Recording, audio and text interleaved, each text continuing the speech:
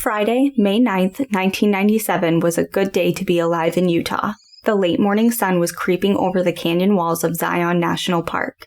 Streams of sunlight illuminated the rich, red-colored stone, while the lush greenery carpeting the canyon floors seemed to stretch out their arms, welcoming the morning warmth.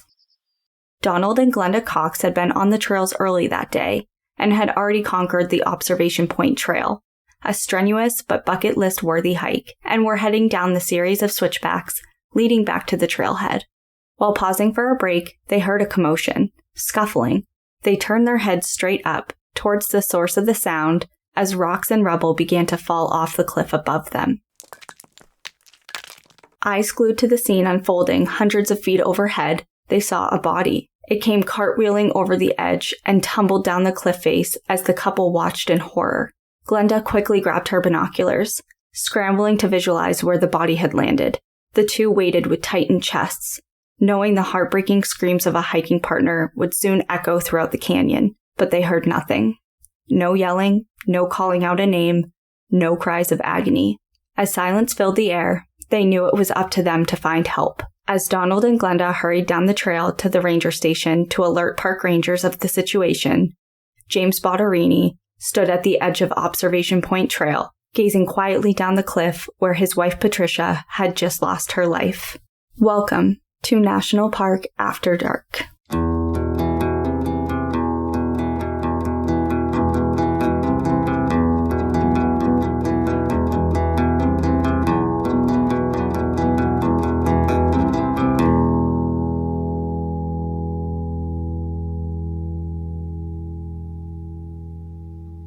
Hey everybody, welcome back to National Park After Dark. I'm Cassie. And I'm Danielle. And I think this week we just kind of want to go straight into our story. But before we do that, if you haven't visited our Patreon page, we do have 3 extra stories on there right now. We have 2 campfire stories and we have a bonus listener story that we have posted that is exclusive to our Patreon. So if you are interested, you can go onto our Instagram, National Park After Dark, and click on our link, or you can go onto our website and go to npadpodcast.com and click on our Patreon link. Speaking of links, you can find our Patreon on our Instagram through our link tab, but we are going to be adding a new one.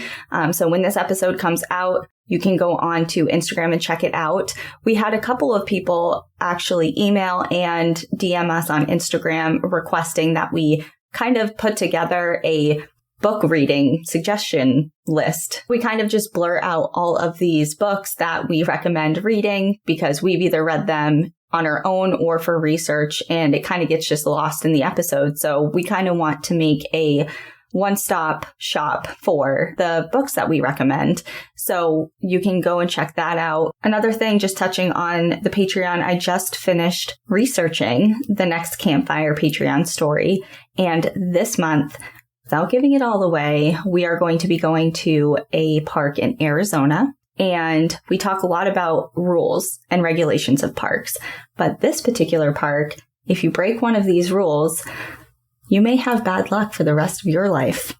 So, if you want to learn more about that, that episode will be released at the end of the month when we feel like it. Yeah. Surprise.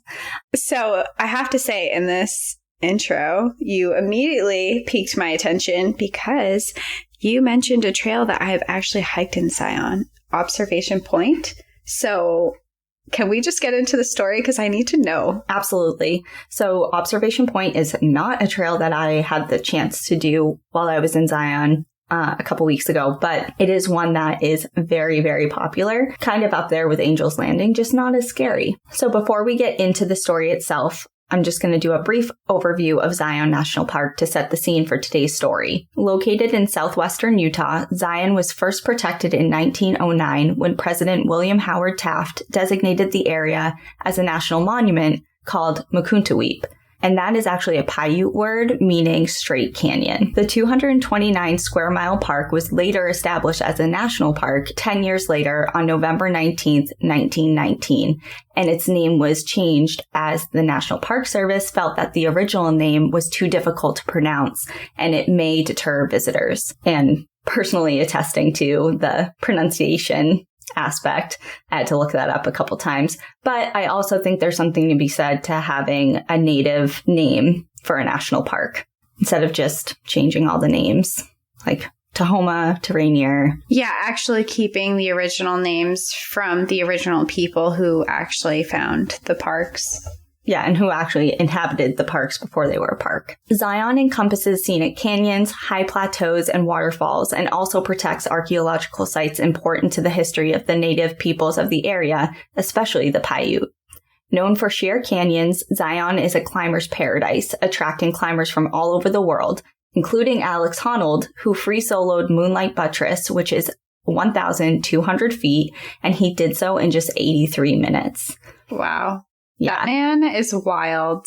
Well, when I was at Zion and I was waiting at the top of Angel's Landing before the chain section, I looked over because you can see Moonlight Buttress, part of it if you're standing looking out into the canyon to your left, you can see that. And there was a tiny little ledge and there was a camper or a climber camping on the ledge. Like he was in his sleeping bag and he had all his climbing gear kind of anchored into the wall. And I pointed it out to someone that I was speaking to, and there was a volunteer park ranger up there studying the California condors. And he actually told us that. He's like, oh, do you know that Alex Honnold free soloed that? And I did look it up later just to make sure I heard him right. But it was really cool to actually see the canyon. And yeah, it's one thing to watch Free Solo, the movie, and just be like, wow, that's incredible. Want to know a fun fact? I was actually in Yosemite the day before he free soloed in Yosemite. Really? Yeah. And I didn't know that until the movie came out. I had no idea he was there. But I watched the movie and I looked at the dates and I was like, wait a second. I was in Yosemite at that time. And I looked at the dates back on my photos and I left the day before he free soloed it. Wow. Yeah. I wish I had known that because I would have. I mean, obviously I wouldn't have wanted to like intrude on anything, but I would have been like keeping a better eye out on that whole area and probably, you know, like it would have been a lot cooler. He has some really cool interviews with Joe Rogan on his podcast also. So anyone who, he's been on his show, I think twice, and their conversations are 3 hours long. So if you're into climbing, sport climbing, definitely check those out. Anywho, you don't have to be an extreme athlete to visit Zion. Over 4 million people hike, bike, and wade their way through the park each year, making it the third most visited park in the country.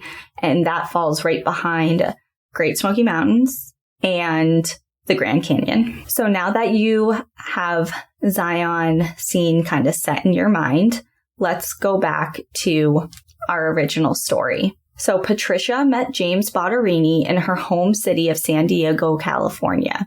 They soon fell in love and married in Peru at Machu Picchu when she was 27 years old in 1988. They continued living in California for several years before moving to New Jersey and starting a family. Mirroring the desire for outdoor adventure, the couple chose Zion as a sort of second honeymoon location almost 10 years after their marriage, and perhaps to rekindle some romance.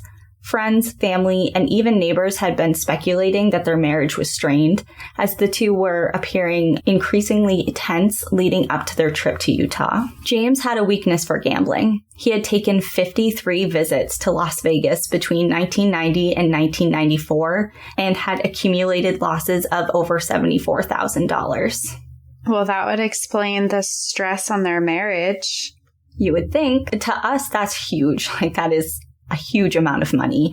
But despite the loss of money, those who knew the couple stated they both came from affluent families and they did not have debt, and they didn't lead a flamboyant lifestyle that would put them into huge amounts of debt. So at face value, going to Vegas over 50 times in 4 years and losing almost $100,000 to us would be crippling. But to them, it seemed like it wasn't too big of a deal. But money issues can bubble up in different ways. And I personally wouldn't want my husband to be in Vegas 50 times, like just on trips, spending all of our money doing who knows what with who knows who. And That would be my biggest thing. If I had lots of money, I'd be like, okay, whatever, but what are you doing? So I'm sure there was more to that story. Mm-hmm. So Patricia's family owned a real estate company called Tobo Investment Partnership, and it was based out of Carlsbad, California. And she had an interest in this company. She owned 1/12 of that company, and that share in and of itself was worth an estimated $1 million. So she had some money of her own. And aside from James's gambling habit, it seemed as if the couple was in financial good standing and decided to head to Vegas together in May of 1997. They rented a car and drove to the national park 2 days later. Friday morning, May 9th, 1997, the couple woke up and had breakfast, and despite Patricia's well-vocalized fear of heights, the couple chose to hike Observation Point Trail. She was an experienced athlete and was up for the challenge that this trail presented. It may not be as iconic as Angel's Landing, but Observation Point Trail holds its own on the list of iconic Zion trails. It can be done 2 different ways. The first starts at the Weeping Rock Trailhead and leads hikers on an 8-mile round trip with about 2,000 feet of elevation gain. And the second route to do this trail is about a 7-mile round trip starting on the East Mesa Trail, and that earns about an additional 700 feet of elevation gain. And I looked this all up on all trails, by the way, just to get all that information as correct as possible, since I haven't done them myself. I should say there's one trail that does 700 feet in elevation gain, and the other one is 2,000 feet. I did the 2,000 feet in elevation gain because we were doing switchbacks like all the way up for a really long time. Right, which is that first one that I mentioned. Yeah. And the 700 feet of elevation gain, I believe, is that little, quote unquote little, because it already starts on a different trail. Yeah, higher up. So both routes will reveal some of the best views in all of the park, but to earn them, hikers must conquer those switchbacks that you were just talking about. They go through slot canyons, and you have to be comfortable near sheer cliff drops. Although the trail itself is relatively wide and hard-packed, it's still kind of a scary hike if you're someone who is afraid of heights. So, like I said, the couple chose the Weeping Rock Trail route, and they made it about 3/4 of the way up before stopping to admire the views. They had a snack, and then they decided that they should turn back and forego summiting as they were starting to get tired. From this point on, what exactly happened in the following moments has been speculated, scrutinized, and questioned for years. James's account of events goes like this. He walked ahead of Patricia on the trail about 15 feet or so. After a few minutes of walking, he later stated, "Something alerted me to turn around, whether she called out to me or whatever." He turned around to see Patricia lying face down on the slope ledge at the edge of the trail. She was scrambling to get back to her feet when she lost her footing, slipped over the edge, and disappeared. He said, quote, "She was slipping down, and there was nowhere for her to go." This is the moment that Donald and Glenda Cox heard commotion, saw a body tumble over the cliff above them, and left to alert for help. Back on the trail, a group of 6 hikers from Phoenix, Arizona encountered James, who appeared confused and visibly shaken. They stopped to speak with him, and James explained to them that his wife had fallen and that he could not find her. One of the hikers in the group, named Mike Fulton, offered him the use of his topographical map, but quickly realized that this was not the case of a person wandering away and getting lost. Putting together the severity of the situation, the group instantly sprung into action and started looking for Patty. Mike later stated that James seemed unable to help them make plans to search for his wife. He was quiet, didn't really say much, and when he did speak, his voice quivered. He seemed distracted, disoriented in the search, and didn't put much effort into it at all. And he didn't even call out her name when they were looking for her. I just envision Mike being like, "Oh, your wife is lost here. Here's a map, like if you can't find her." And then being like, "Oh, shit. Like, she's not." You mean she fell, like. Right. And then him being like a little suspicious during the whole search, because you would think if you're with someone and they fall, you would be yelling for them, hoping that they would respond and say, "I'm okay," or "I'm really hurt, but I'm alive," or something. Yeah. Exactly. Mike and his 5 other hiking partners and James searched the area around the trail in hopes of finding Patty. When Mike hoisted himself onto a ledge, he made a gruesome discovery. Patty's lifeless body was laying on the loose soil of the ledge, badly broken and bloody from a 500-foot fall.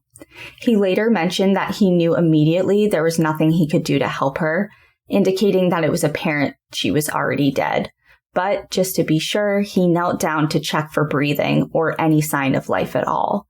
While he was doing so, he heard James approaching him from behind, and Mike immediately warned him not to come any closer. He recalled saying, "It's not good. Don't come up here."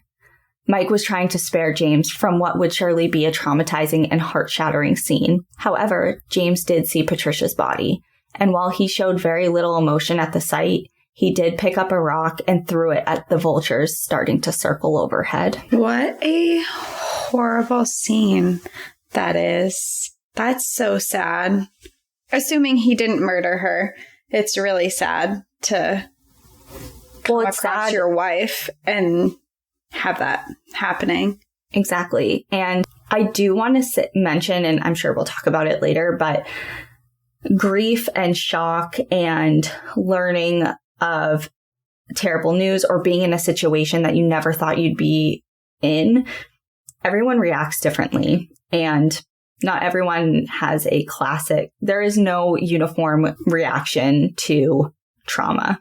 And for him, maybe he was truly in shock and he couldn't believe what was happening and he couldn't partake in, the search or kind of process that he is seeing his wife dead.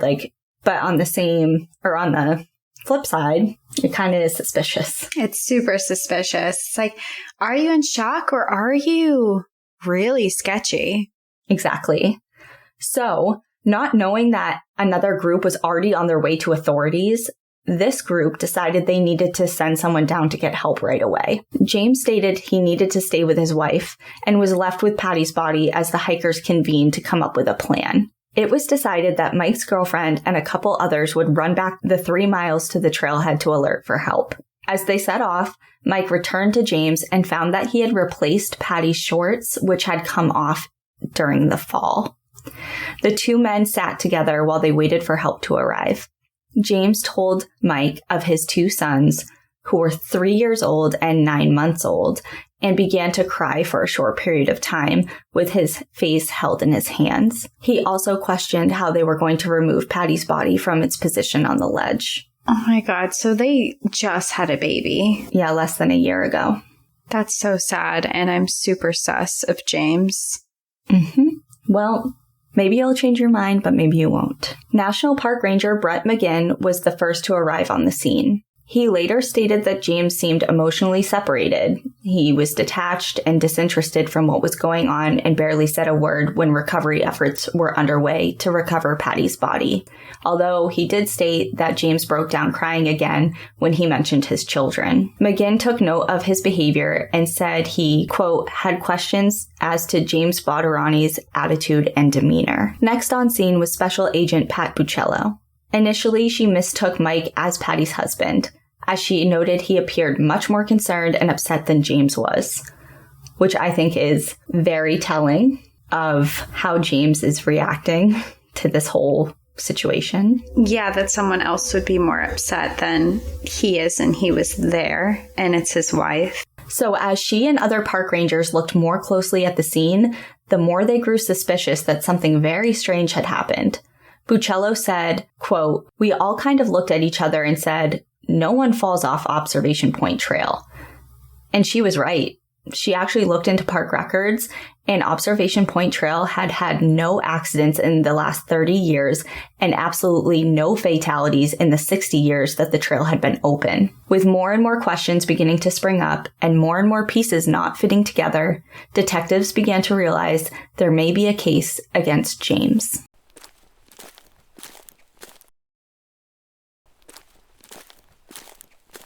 Detectives began working with the pieces of the puzzle that they did have, and they began to uncover some suspicious information. First, they spoke with Carolyn Howard Jones, Patty's sister. Carolyn stated in an interview that when James told her the news of Patty's death, he was, quote, very matter-of-fact, as if he was reading something off of a piece of paper. Initially, he told Carolyn he and Patty were hiking the Angel's Landing Trail when he heard her calling out to him, and when he turned, he saw that she had fallen. But then later on, he changed that story and said that they were hiking the Observation Point Trail when he heard her slip, and when he turned around, she was screaming as she was sliding off the edge, begging him to do something before she fell. So these are wildly different stories. Yeah, very, very different. And so even the one that is kind of true, the one that he states they were on Observation Point Trail, which they were, he said that she was screaming to him. But, so if you remember in the beginning of the story, Donald and Glenda, who witnessed Patty falling, said that it was quiet. They didn't hear anybody. Yeah, they didn't hear any screams at all. Exactly. Yeah. And when you first said he messed up the trail names, like first he said Angel's Landing and then Observation Point, it's like, okay, that's forgivable. You're in a traumatic state. You messed up the names of the trail. No biggie. But a whole separate story, we're getting into some sketchy territory here where I'm still very suspicious. Right. Yeah, there's a lot of detail, or not even a lot of detail, but just important details that... There's some inconsistencies going on here. Right. Remember how Patricia had part ownership of her family's company worth a lot of money? Well, investigators also discovered that 8 months prior, Patty had made James the beneficiary of a $250,000 life insurance policy and the $1 million share of her family's business. There it is. So, again, some more contradictory information coming at you. So James had told Special Agent Pat Buccello the day that Patty died, and again a few weeks later, the name of the life insurance company and the amount it was for. But fast forward several months later in July, during a taped conversation between Pat Buccello and James denied knowing any of that information and states he didn't even know that Patty had life insurance at all. So again, inconsistent with his stories, horrible liar, and another reason. There's all these things that make me suspicious, but just something tells me that there's more going on. Well, just keep an open mind. This is just the beginning of the head scratchers in this case. 5 days after the fall, investigators discovered an unusual blood spot 8 feet down the side of the cliff. What is interesting about this is that no blood marks preceded that spot, but they did find drag marks at 5 and 25 feet from the blood spot. Washington County Undersheriff Peter Coleman found them to be consistent with what he would expect with a fall, but suggested that she may not have slid off the edge like James had explained, but rather had sailed through the air prior to hitting the ground, as if she had been pushed. Okay.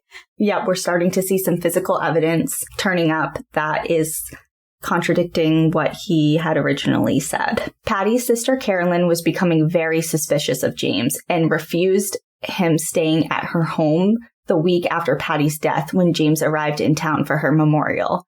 And she also refused to sign documents saying that her sister's death was an accident. With so many red flags popping up and increasing suspicion of foul play, the federal government charged James with interstate domestic violence, making false statements to a federal officer, and 4 counts of wire fraud. And the wire fraud charges were from attempting to collect on the insurance policy, which he said he had no knowledge of. Also, he's really trying to collect on this insurance money really fast after his wife has died. And there's suspicion on him. And he's still like, well, I'm going to get this money. He does have 2 young children. So maybe he was just trying to be financially secure for that. I'm not sure. I know you're looking at me like, but... I've seen Snapped. I know how this goes.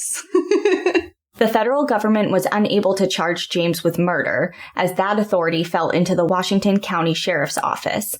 And I did want to put that in there because when I first read that he was being charged with things, but they weren't murder, I was confused as to why. But an attorney for the sheriff's office named Eric Ludlow told the News that he was going to monitor the case and basically see how it played out before making a decision whether to charge James with his wife's murder.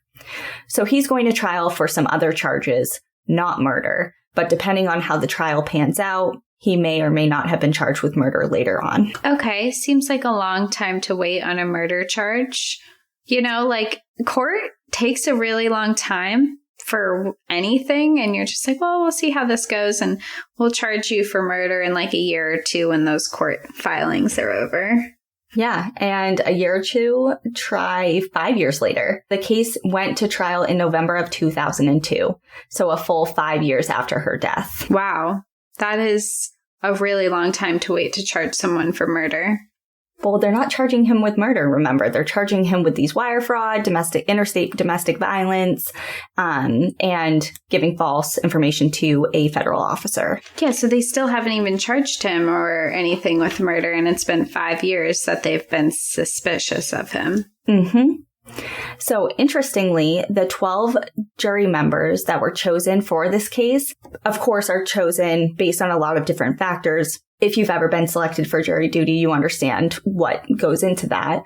But one of the most important criteria that was taken into account for this is they wanted to make sure that the jury members were able to walk the observation point trail, because the 12 final selected jury members were actually driven from Salt Lake City to Zion National Park and were told to walk the observation point trail to the point that where Patricia fell and or was pushed, to see for themselves kind of the scene and make conclusions about how she died for themselves. Okay, that's an interesting way to go about that. So the trial in the courtroom was brutal. The prosecution described James as a systematic gambler who bet that he could get away with murder. They painted him as a schemer who began his murder plot months before, when Patty prepared her life insurance and a will that favored him financially. He was also described as a controlling husband who had investment business of his own that wasn't doing so hot. They included details about his gambling trips to Vegas,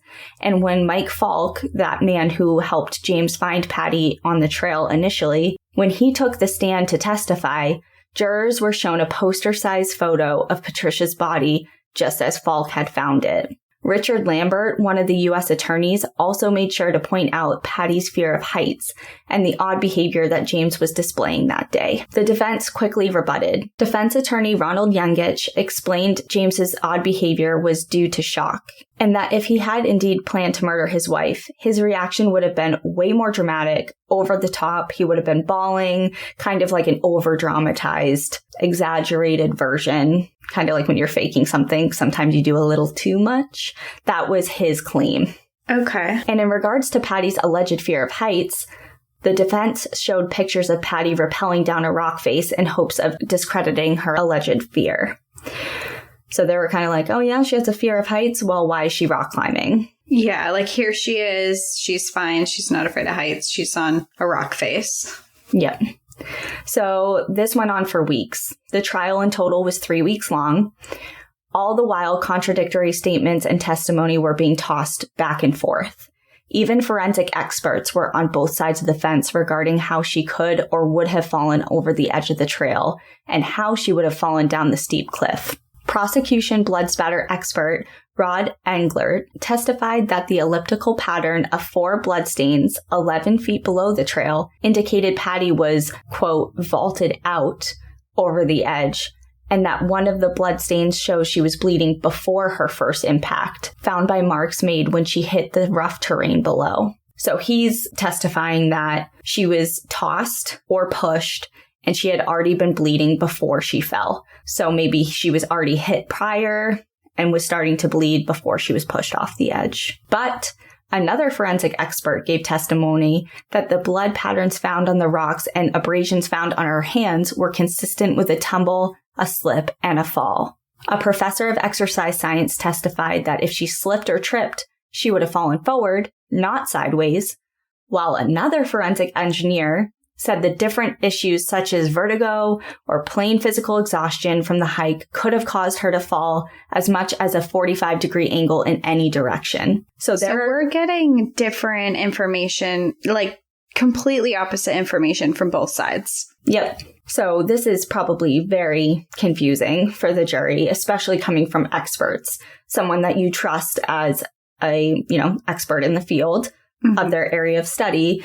and they're saying completely different things. In the closing statements, defense attorney Ronald Youngich addressed the jury saying, "How she fell, I don't know. And the prosecution doesn't know. There's a reasonable doubt here. This is about a tragedy that occurred in a world that does not exist in black and white. There are shades of gray, and accidents do happen." And in the last 2 days of the trial, James himself addressed the jury. He directly said, quote, "I did not kill my wife. There is no possible way that I would want my wife dead." So here comes the verdict. After 10 hours of deliberation on Tuesday, November 26, 2002, the jurors handed down their final verdict. Drum roll.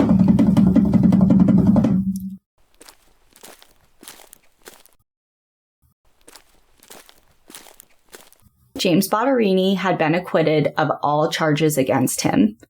As if to add salt to this wound, 1 week later, one of the jurors named Stephen Paul Crump admitted the acquittal was a result of a misunderstanding, not a sense of James's innocence. He said, quote, "We obviously as a jury did not understand the instructions clearly, and ironically, and I guess even sadly enough, the only thing that we did unanimously agree upon was the fact that we couldn't have a hung jury." Based on their reading of the lengthy jury instructions, Crump said the group assumed that if they could not come up with a unanimous verdict of guilt, they had to acquit him. He said 2 jurors adamantly refused to discuss the idea that James could be guilty. So after hitting a dead end with them, they voted to acquit him. And Crump said he left the courthouse with an empty feeling. And I have an empty feeling right now, even reading that, because the verdict, this acquittal, came down to jury members not fully understanding how the justice system works in the United States. Yeah, it's sad that the verdict came from them clearly misunderstanding the rules. And it sounds like they were trying to make a decision that was, we don't have enough evidence, we don't have enough information, bring us more so we could retry this. Sounds like what they were trying to do. Right. Like I said, the jury was 12 members. 10 of the members were totally for thinking that James was guilty. But 2 of them were really, like I mentioned, steadfast in saying, no, I don't even want to talk about him being guilty. There's no way you can convince me. So at this point, they're in a deadlock, which is also called a hung jury. And that's when a jury can't agree upon a verdict, even after they've deliberated on, like 10 hours, like this in this particular case. Usually in hung juries, it usually results in the case being retried. So this would have given the opportunity for maybe a different set of people who are more familiar with the justice system to have their shot at figuring out what truly happened to Patricia. And I know there are some people on this jury that probably really tried to get a guilty verdict passed down, but the total lack of understanding for how hung juries work and that it's even an option led them to acquit him, even though that wasn't the general consensus of the majority of the jury. Yeah. So this interview that juror gave sparked more speculation and more suits against James. For years, civil lawsuits from Patty's family, the insurance company, and the guardian appointed to the children's financial affairs, and the Tobo Investment Partnership went on and on. James eventually countersuited Tobo Investments, but later dropped it when a settlement was reached. In the final term of the agreement, it states, "Each party hereto agrees that the promises, covenants, and release contained herein are not and are not to be deemed or constructed as an admission of any misconduct or fault of any kind whatsoever, but are to be constructed strictly as a compromise and settlement of all disputes between the parties for the purpose of avoiding future controversy, litigation, and expense." So all that jargon basically said, so from here on out, we're just going to come to a truce. We are not going to file suits and countersuits and go back and forth because we don't want to draw any more attention to this. We don't want to put any more financial resources into these suits. And we're just going to come to a settlement that basically, you're not going to sue me, I'm not going to sue you, and we're going to just stop. But that doesn't mean that just because that they're coming to this agreement and the settlement, it doesn't mean that it's an admission of guilt. It's basically just say enough is enough. But just because we're coming to the settlement doesn't mean that we're admitting guilt to anything. In the end, the civil court did not retry James for his wife's death, and he and his sons received no proceeds from his wife's family's business. James Bottarini is now 62 years old and was last known to be living in Ottawa, Illinois with his 2 sons. I obtained all this information for this episode from a couple different places, one of them being another book, of course. And it's called Death in Zion, Stories of Accidents and Foolhardiness in Utah's Grand Circle by Randy Mintor.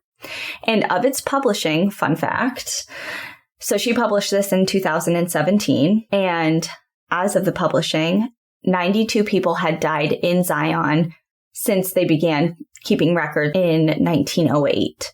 However, we do know that that number must be greater now with the sad addition of several more Angels Landings falls in recent years. I also gathered information from the Daily Herald, Huron Daily Tribune, and the Desert News. And that's it for this episode. May Patty's soul rest in peace, and let her story serve as a reminder, kind of as my dad would say, it was his token phrase, trust no one. And it also does stress the importance of understanding your country's justice system, whatever country you're from. Please know it, because it's very important. You never know when that information is going to essentially change somebody's life if you're ever picked for a jury. Do you know if he got the insurance money? No, so he didn't. He did it. So, yep. So at the end of all those court things, it was finally settled that he wasn't going to be tried for his wife's death. But part of the settlement agreement was that neither him nor his 2 sons would receive proceeds. I saw that from her business. I didn't know that was the same as her life insurance. True. I don't know. I bet that little sneaky snake. That snake. That sneaky snake. I bet he did get her life insurance, because if you're not found guilty of murder, usually it'll pay out, I'm pretty sure. Yeah, I'll follow up, do a little more digging, and maybe let you know next episode before you start your story. Just be like, hey, FYI. Yeah, that would be interesting to find out, because he was originally being tried for wire fraud for trying to collect on the insurance money, remember? I'm just curious of how that whole thing played out. Yeah. So this was another story of, a big question mark, kind of like in your story in Carlsbad. Was it murder or was it an accident? And it's a big question mark that the same in both cases. Only one person that is currently alive knows the truth. In your case, it was Raffi. And in this case, it's James. Yeah. And we'll never know unless they come forward with the actual truth. And maybe Raffi was telling the truth if you refer back to that episode. Yeah. And maybe James is telling the truth as well. And it was just a tragic accident and some freak thing happened. So I'll just never know. We can have our own suspicions in what we think, but we'll never 100% know exactly what happened. Exactly. To wrap this up, you can find us on Instagram and Facebook at National Park After Dark. You can visit our website at npadpodcast.com or send us an email at npadpodcast@gmail.com. Have a great week. Remember to enjoy the view. But watch your back. Bye, everyone. Bye, guys. Where does it just say? Over here. Mukuntuweap National Monument. Okay, that's not it. How do you say it? Mukuntuweap. I think it's Mukuntuweap. Mukuntuweap, Mukuntuweap, Mukuntuweap. Introduce us. The jungle, the mighty jungle, the lion sleeps tonight. Is that what they're saying? Mukuntuweap, Mukuntuweap. This is why we record for 5 hours.